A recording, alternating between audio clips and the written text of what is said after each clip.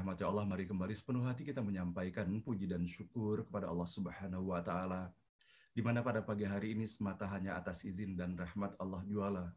Bersama-sama kita telah dapat membaca, melantunkan, menyimak, serta mendengarkan pembacaan ayat-ayat suci Al-Quran yang bersama-sama kita mengawalinya pada ayat ke-19, pada surah ke-13, pada surah Ar-Ra'd, sampai dengan ayat ke-24.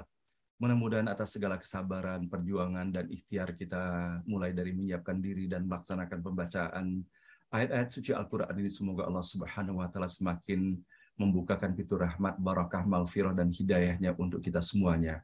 Amin ya Rabbal Alamin. Nah, baiklah Bapak dan Ibu, sebelum bersama-sama kita menelusuri pesan-pesan terbaru yang insya Allah akan kita dapati melalui ayat 19 sampai dengan ayat ke-24, maka sebagaimana biasanya alangkah baiknya apabila kita menelisik sejenak pesan-pesan yang telah kita dapati melalui ayat-ayat yang sebelumnya. Mudah-mudahan dengan cara mengulang seperti ini, segala sesuatu yang telah kita dapatkan, Allah kokohkan, Allah mantapkan bagi semuanya, dan semoga pula dengan kita mengulang seperti ini, sebagaimana Allah memerintahkan kita banyak sekali melakukan pengulangan di dalam kehidupan ini, seperti halnya berulang-ulang kita melaksanakan sholat, bertahun-tahun kita melaksanakan ibadah puasa, dan begitu juga kita membaca Al-Fatihah, dan bahwa bagaimana Allah memberikan selalu rahmatnya di dalam setiap pengulangan segala kebaikan yang Allah anjurkan kepada kita semuanya. Maka bersama-sama kita mendapati dalam ayat ini, A'udzubillahi minasyaitonirrajim, aku berlindung kepada Allah dari segala godaan syaitan yang terkutuk. Bismillahirrahmanirrahim, dengan menyebut nama Allah yang Maha Pengasih lagi Maha Penyayang. Kembali kita bisa mendapati melalui ayat ke-16 sampai dengan ayat 18 yang telah kita baca beberapa hari kemarin, bahwa betapa Allah Subhanahu wa Ta'ala di dalam menyampaikan pesan-pesan untuk kita semuanya, Allah kadang-kadang menghadirkan dengan bentuk kata tanya. Dengan pertanyaan yang Allah meminta kita melakukan dan memberikan penjawaban atas pertanyaan itu sendiri.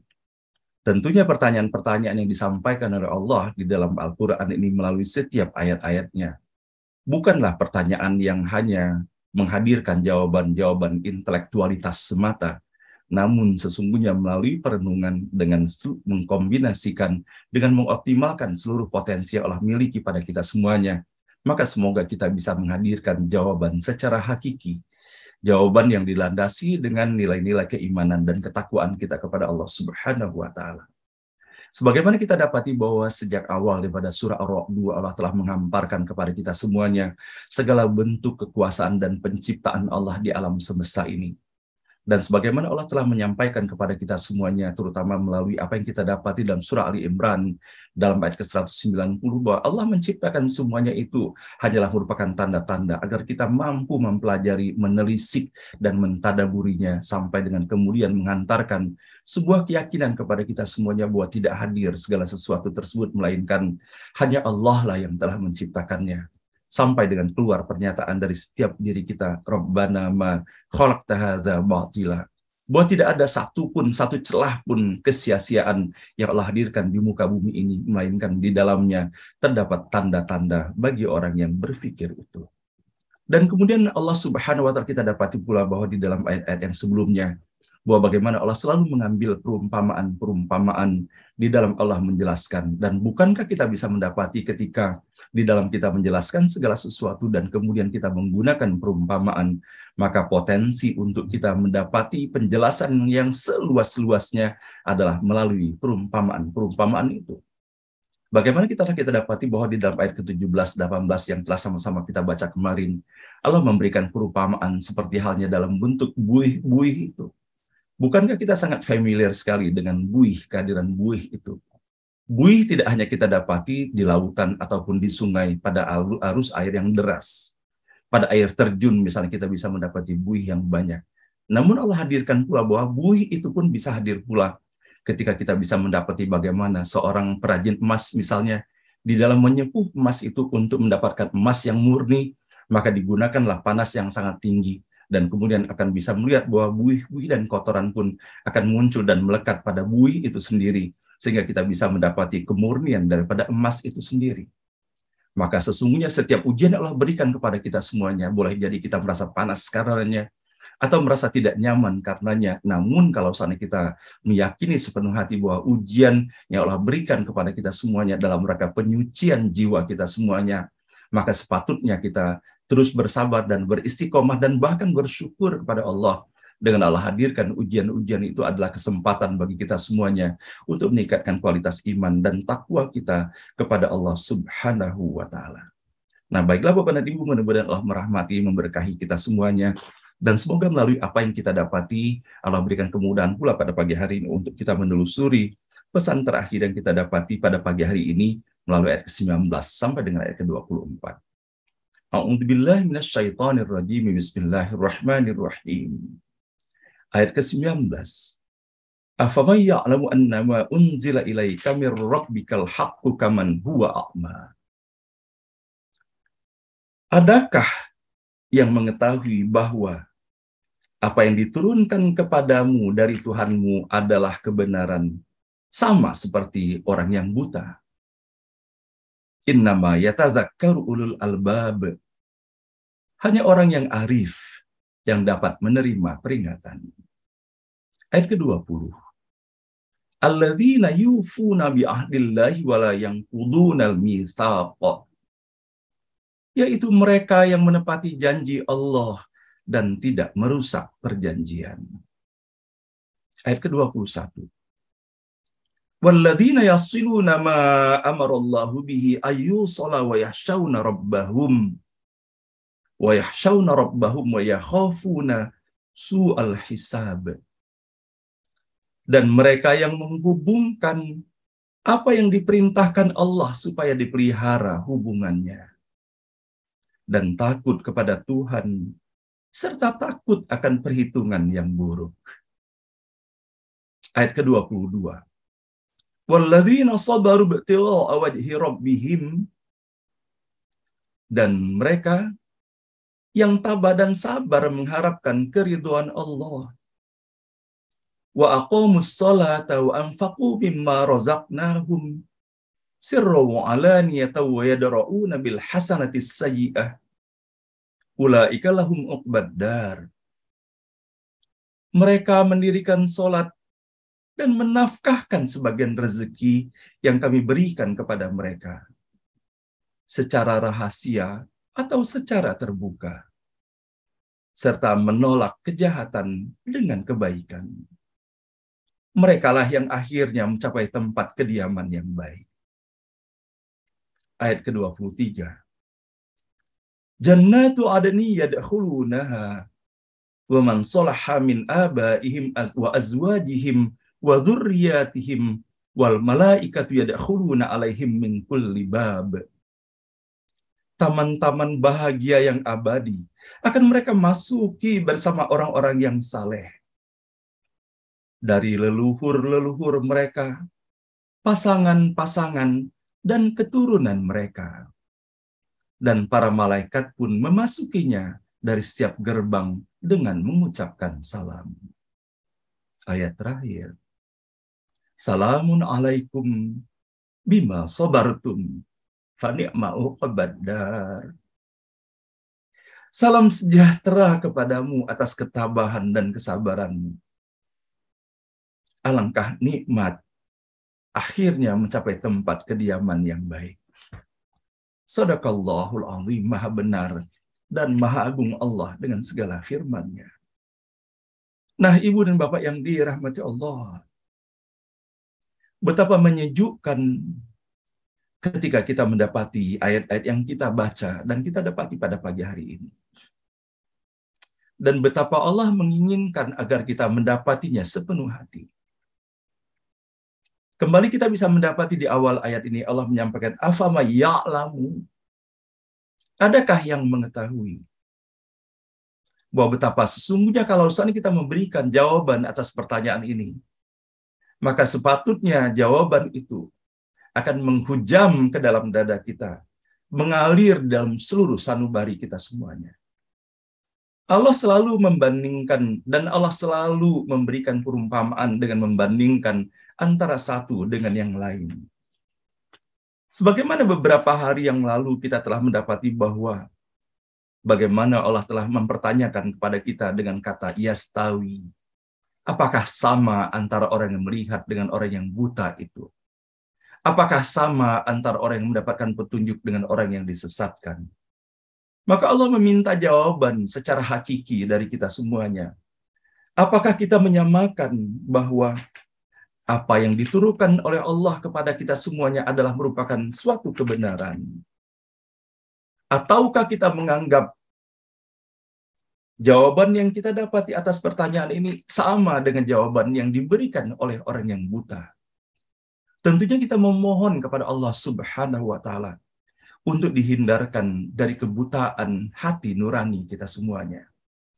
Bahwa betapa sesungguhnya tidak saja melalui ayat-ayat Allah dan melalui pengetahuan pun yang Allah berikan kepada kita semuanya. Betapa kemudian dengan perjalanan waktu dalam kehidupan alam dunia yang sangat fana ini, betapa Allah telah menunjukkan segala sesuatu untuk meningkatkan keyakinan kepada kita semuanya. Dan semoga dengan pertanyaan yang Allah sampaikan di dalam ayat ini, mari bersama-sama kita melihat dan menggunakan fasilitas yang Allah berikan kepada kita semuanya, termasuk mata kepala ini. Tidak percaya kita sepenuhnya kepada apa yang dihadirkan oleh mata kepala kita. Dikarenakan betapa mudahnya kita bisa tergelincir apabila kita hanya menggunakan mata kepala semata di dalam melihat segala sesuatu yang dihadirkan di dalam kehidupan kita, tanpa kita menggunakan mata hati sejati kita. Betapa kecenderungan kita untuk melihat segala sesuatu apabila hanya dengan menggunakan mata kepala kita. Maka informasi yang terhadirkan hanyalah sesuatu yang nampak dalam pandangan mata itu sendiri. Sebagaimana halnya ketika kita melihat pepohonan, maka boleh jadi yang terlihat pada kita semuanya hanyalah dedaunan, ataupun buah, batang, cabang, dan ranting daripada pohon itu sendiri.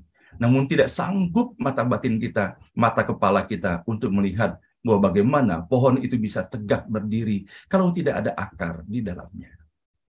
Maka di sini Bapak dan Ibu yang dirahmati Allah, semoga dengan peringatan yang Allah sampaikan di dalam ayat ini, semoga ketika Allah memberikan mata kepala untuk kita semuanya, semoga Allah pun memberikan kemudahan bagi kita semuanya untuk menjadikannya sebagai jendela untuk bisa kita melihat dengan sebaik-baiknya melalui mata hati kita semuanya.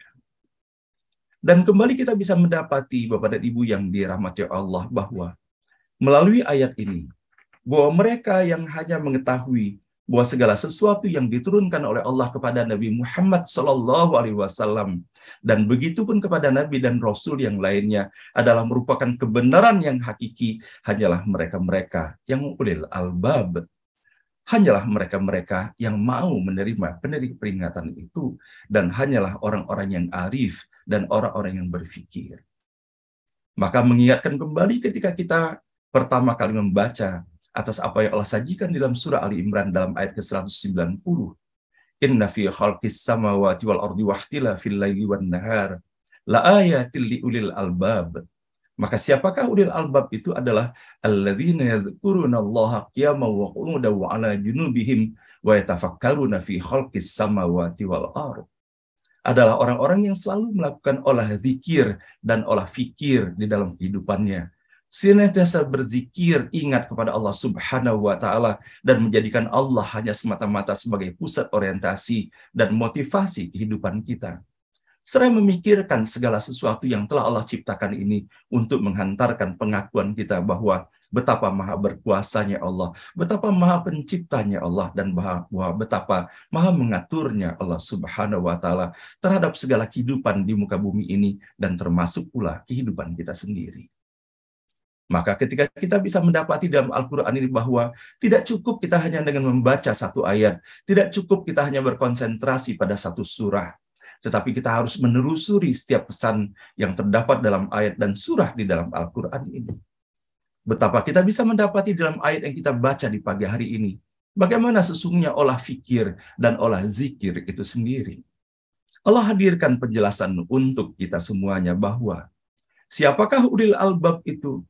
Adalah mereka yang menepati janji Allah dan tidak merusak perjanjian itu. Sebagaimana kita ingat Bapak dan Ibu ketika kita membaca, ketika kita berada pada surah ke-7 Al-A'raf ketika itu, terutama ketika kita membaca pada ayat ke-172, Bukankah seluruh kita semuanya di alam ruh telah bersaksi di hadapan Allah ketika kita mendapati sebuah pertanyaan, alastu birabbikum? Bukankah kita semuanya di alam ruh, Allah sampaikan di dalam ayat itu, telah bersaksi di hadapan Allah, qalu bala syahidna, bahwa kita telah menyaksikannya dan bahwa kita pun kemudian terikat dengan perjanjian itu. Maka begitulah hakikatnya perjanjian di dalam kehidupan ini. Bukankah perjanjian yang kita laksanakan di dalam kehidupan ini utamanya adalah bukan saja perjanjian dengan Allah Subhanahu wa taala, tetapi termasuk pula perjanjian yang kita buat di dalam kehidupan ini adalah perjanjian itu tidak semata-mata berdiri sendiri antara para pihak yang terlibat di dalam perjanjian itu, melainkan Allah pun menyaksikan perjanjian itu. Maka sesungguhnya perjanjian yang kita lakukan dengan sesama umat manusia, dan kemudian ketika kita meyakini dan menyadari bahwa perjanjian itu disaksikan oleh Allah Subhanahu wa taala, maka kita pun harus mempertanggungjawabkan semuanya kepada Allah. Maka kalau saat kita menyadari bahwa tidak ada perjanjian yang berlaku dalam kehidupan ini, melainkan Allah menyaksikannya, dan tidak ada sumpah-sumpah yang telah dilakukan ketika seseorang itu mendapatkan amanah ataupun jabatannya, melainkan Allah yang menyaksikannya. Termasuk pula di dalam pernikahan-pernikahan itu, bukan hanya dua orang itu yang menjadi saksi, dan bukan hanya seluruh yang hadir, tetapi Allah menyaksikan seluruh janji yang telah disampaikan.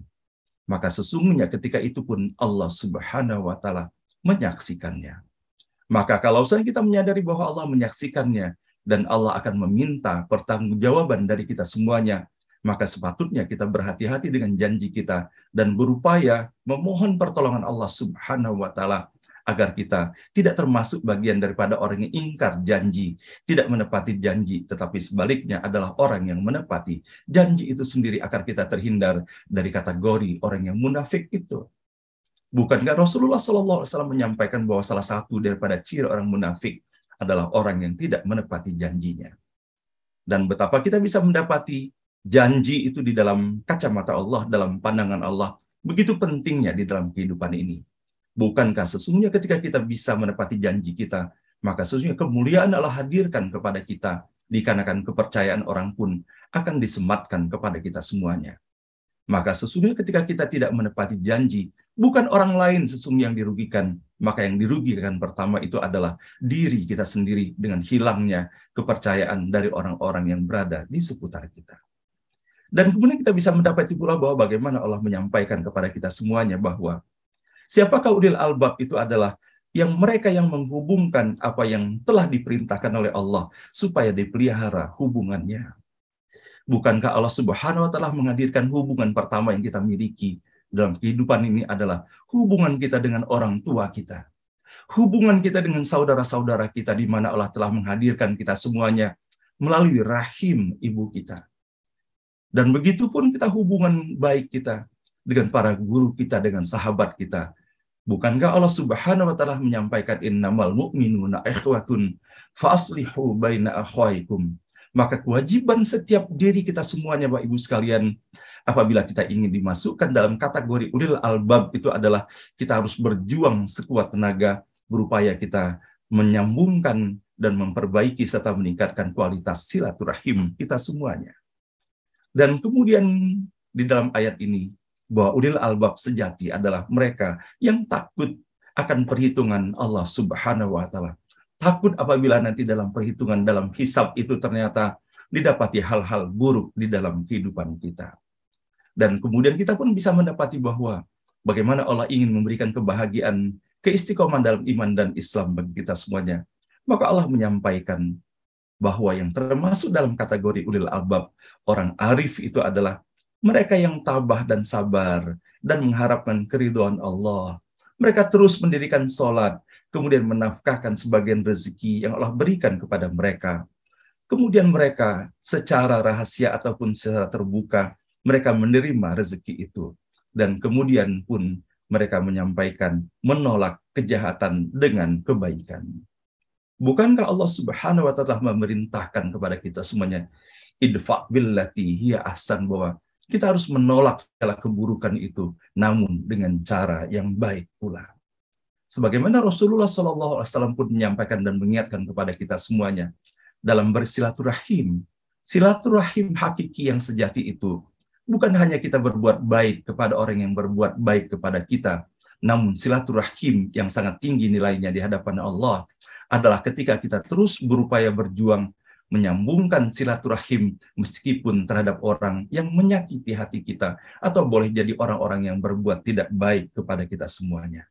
Dan pada akhirnya, Bapak Ibu sekalian, bukankah kita bahagia sekali apabila kita mendapatkan salam dari seseorang yang kita hormati dan kita sayangi? Maka bisa dibayangkan bahwa ayat penutup yang kita baca pada hari ini adalah salamun alaikum bima sabartum.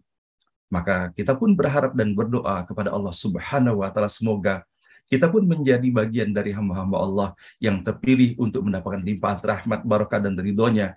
Bukan hanya sekedar mendapatkan taman-taman surga, yang utamanya adalah bagaimana kita bisa mendapatkan keridhaan Allah, dan kemudian kita bisa mendapatkan salam dari Allah Subhanahu wa taala atas segala kesabaran yang kita dapati di dalam kehidupan ini. Maka dari itu pada akhirnya Bapak Ibu sekalian yang dirahmati Allah, mari bersama-sama kita tidak menjadikan sabar sebagai bagian dari lisan kita, namun kita menjadikan sabar betul-betul menjadi pakaian dalam kehidupan sehari-hari kita. Dan kalau seandainya kita bahagia, merasa bangga kalau seandainya kita bisa menggunakan pakaian yang baik, namun pakaian terbaik itu adalah ketakwaan dan kesabaran kepada Allah Subhanahu wa taala. Bukankah kita bisa mendapati di seputar kita ketika seseorang itu mendapat musibah, dan kemudian Allah lekatkan, Allah selendangkan pakaian kesabaran baginya, sehingga dia begitu ikhlasnya di dalam menerima setiap ujian itu. Bukankah kemudian kita bisa melihat bahwa betapa indahnya sesungguhnya pemandangan kehidupan yang kita dapati pada orang-orang yang memiliki nilai-nilai kesabaran di dalam kehidupannya. Dan mudah-mudahan Bapak Ibu sekalian, kehidupan dunia ini sangat singkat dan fana, dan sebuah keniscayaan Allah menghadirkan ujian di dalam kehidupan ini. Namun kemuliaan Allah berikan kepada siapa yang dapat memberikan penyikapan terbaik terhadap setiap ujian yang Allah berikan kepadanya. Alladzi khalaqal mauta wal hayata liyabluwakum ayyukum ahsanu amala wa huwal azizul ghafur. Mudah-mudahan kita semuanya menjadi hamba Allah yang ikhlas dan tabah dan sabar dan lulus dari ujian-ujian dan dapat memberikan penyikapan yang terbaik. Shadaqallahul azim. Subhanaka la ilma lana illa ma 'allamtana innaka antal alimul hakim. Maha suci Allah, tidak ada ilmu pada kita melainkan hanya atas apa yang telah Allah ajarkan kepada kita, dan sesungguhnya hanya Allah yang maha mengetahui dan Allah pula yang maha bijaksana. Demikian Bapak dan Ibu, mudah-mudahan melalui setiap huruf kata dan ayat yang kita telusuri pada pagi hari ini, atas izin dan rahmat Allah, semoga Allah membukakan pintu rahmat, barakah dan hidayahnya bagi kita semuanya, dan semoga setiap huruf kata dan ayat yang kita baca pada pagi hari ini Allah berikan kemudahan bagi kita untuk dapat memahaminya, dan semoga Allah berikan kesan yang sangat mendalam, dan semoga semuanya ini menjadi bagian dari hidayah dan inayah yang Allah berikan kepada kita semuanya. Dan baiklah, sebelum kita mengakhiri acara ini, sama-sama kita hantarkan kepada Bapak dan Ibu yang akan segera meninggalkan forum ini, semoga senantiasa dalam lindungan, rahmat, barakah, dan ridho Allah Subhanahu wa taala.